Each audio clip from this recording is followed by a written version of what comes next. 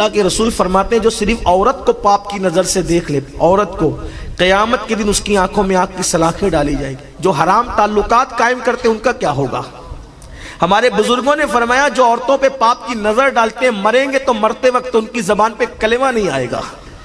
تو صرف عورت پر پاپ کی نظر ڈالنے والوں پہ کلمہ زبان پر نہیں آئے گا، ڈر ہے، تو جو زنا کرتے ہیں ان کی زبان پہ کلمہ کیسے آئے گا؟